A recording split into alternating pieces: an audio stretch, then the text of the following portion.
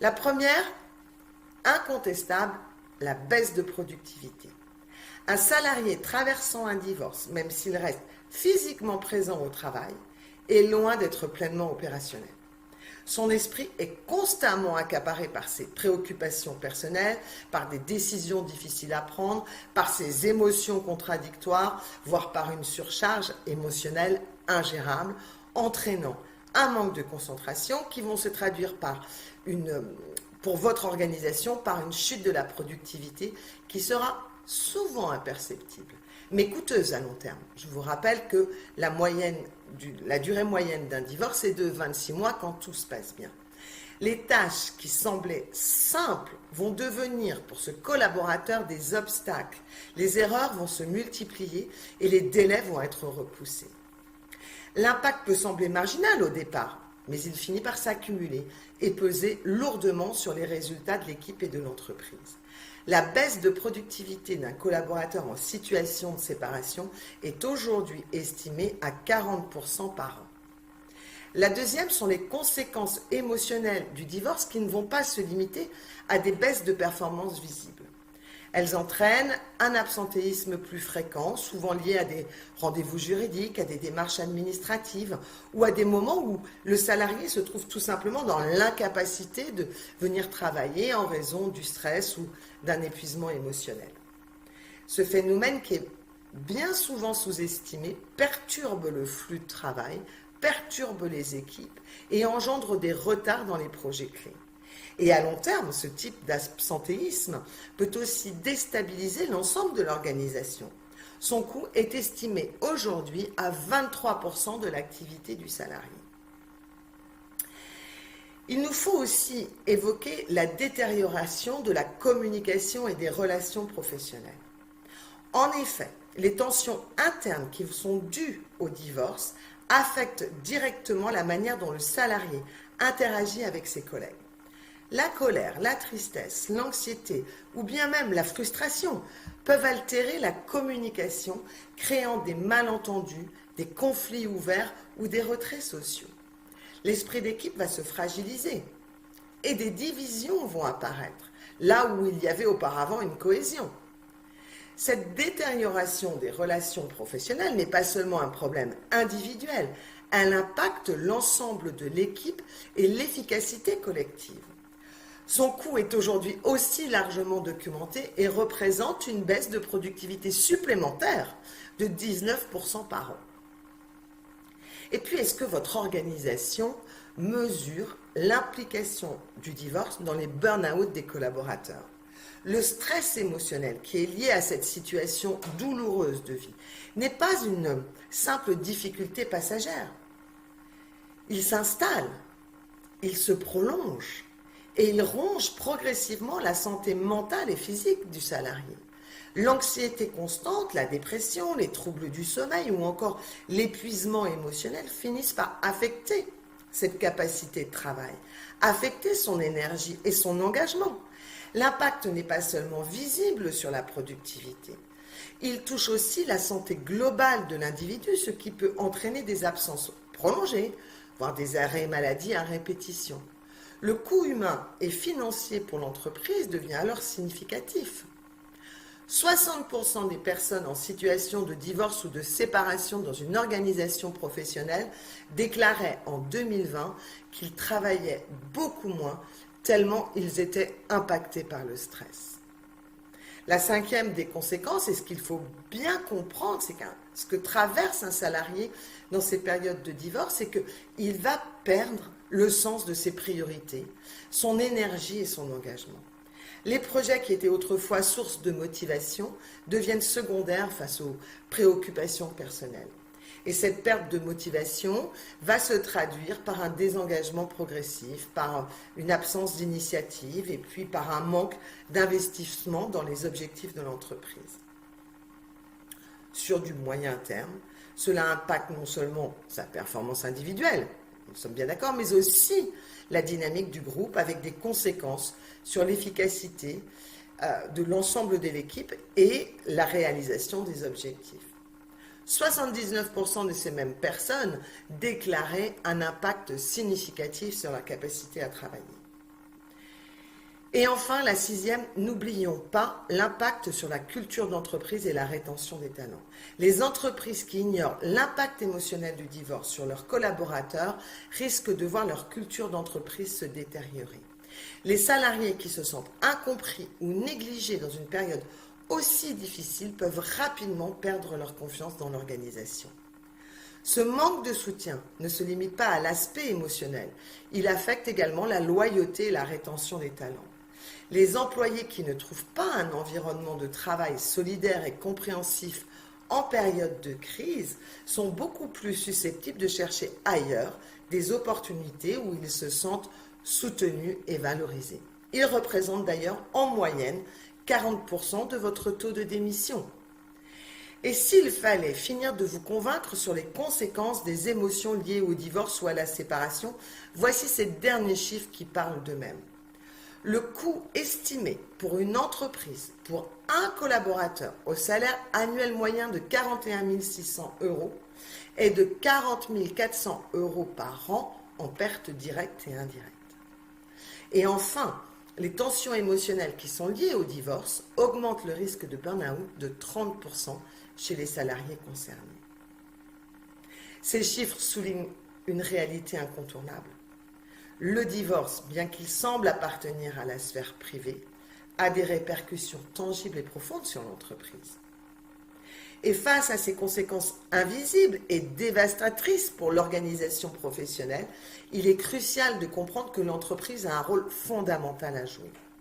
Non seulement elle peut atténuer les effets négatifs du divorce sur ses collaborateurs, mais elle peut également devenir un véritable acteur de soutien, aidant ses employés à traverser cette épreuve avec plus de sérénité, de résilience et d'efficacité. Et en retour, l'entreprise en sort toujours renforcée, avec des collaborateurs plus loyaux, plus engagés et plus performants. Alors face à ce constat, il y a des solutions. La première des solutions évidentes est d'offrir un accompagnement émotionnel. L'Alliance européenne du divorce propose des solutions adaptées pour aider les collaborateurs à gérer leurs émotions, à prendre du recul aussi par rapport à la situation et à adopter une approche plus rationnelle face à leurs défis personnels. Ces programmes permettent de réduire l'impact du stress, de l'anxiété et de la dépression qui sont liés au divorce, tout en soutenant les employés dans leur processus de réorganisation personnelle. Ils sont extrêmement pratiques pour permettre aux salariés concernés d'aller de l'avant plus rapidement. Mais il vous faut aussi offrir des outils pratiques pour organiser le divorce. Un divorce réussi, c'est un divorce qui est organisé. Cela signifie que l'entreprise peut faire mettre à la disposition de ses collaborateurs des outils pratiques pour les aider à structurer cette période de transition, comme par exemple des services d'accompagnement juridique et administratif qui les aideront à naviguer dans ce nouveau labyrinthe des démarches légales et des décisions tant complexes que difficiles qui sont liées à cette situation douloureuse. Il pourrait aussi être envisagé de mettre à leur disposition un guide des premières actions urgentes à mettre en place dans de telles situations pour permettre une meilleure organisation dès le début et ainsi éviter les conséquences des premières décisions désastreuses prises sous le poids de ces émotions. Offrir de telles ressources montre que l'organisation se soucie du bien-être de ses employés et les aide à prendre des décisions éclairées, non seulement pour leur avenir personnel, mais aussi pour leur avenir professionnel. Il faut aussi que vous accompagniez cette prise de décision à la reconstruction personnelle. Le divorce n'est pas seulement une épreuve émotionnelle, c'est aussi une période de reconstruction. Et cette reconstruction doit être accompagnée. Les collaborateurs en situation de séparation doivent prendre de nombreuses décisions importantes, tant sur le plan, vous l'avez compris, personnel que professionnel. Comment gérer les finances? Comment gérer la famille? Quelle garde pour les enfants? Comment réorganiser leur quotidien? Etc., etc. Et puis pour l'aspect professionnel, le temps de travail, comme l'évolution au sein de votre organisation ou encore quels vont être leurs positionnements sur des nouveaux projets sont toujours des choix qui sont extrêmement délicats à faire dans ces périodes. Et l'organisation professionnelle doit offrir des solutions concrètes pour aider à prendre ces décisions, en s'assurant qu'elles sont réfléchies et alignées avec les besoins de chacun, votre collaborateur concerné, comme vos propres besoins. En offrant un soutien approprié, l'entreprise permet à ses collaborateurs de retrouver confiance en leurs choix, d'éliminer les incertitudes et de se projeter sereinement dans l'avenir.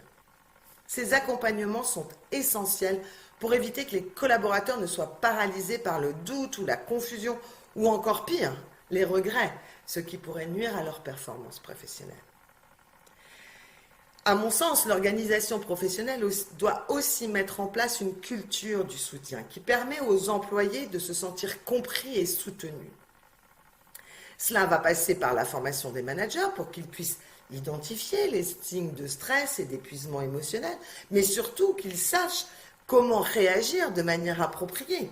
Les managers doivent être formés à reconnaître les besoins spécifiques des collaborateurs en période de divorce ou de séparation et leur offrir un espace de parole aussi sécurisé, devrais-je dire, que confidentiel.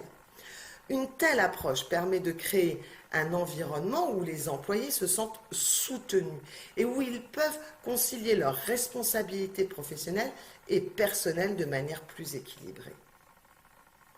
Enfin, il est essentiel de mettre en place un suivi qui soit personnalisé et un plan d'action individualisé.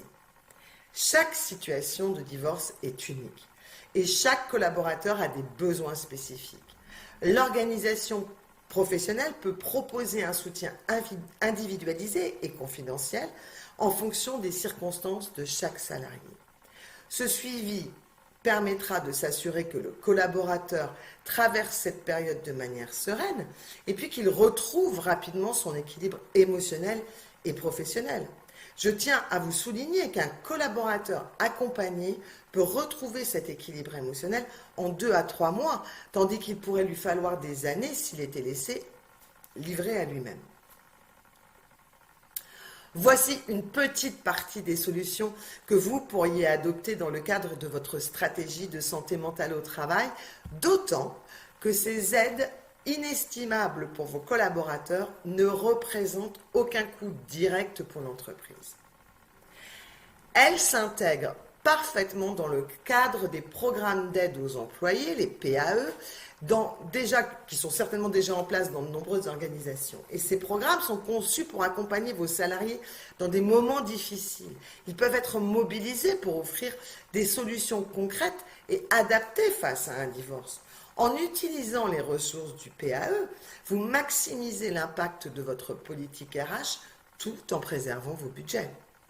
Ce simple ajustement dans l'utilisation des outils existants peut transformer une situation de crise en une opportunité de démontrer le rôle clé de l'entreprise dans le bien-être de ses collaborateurs.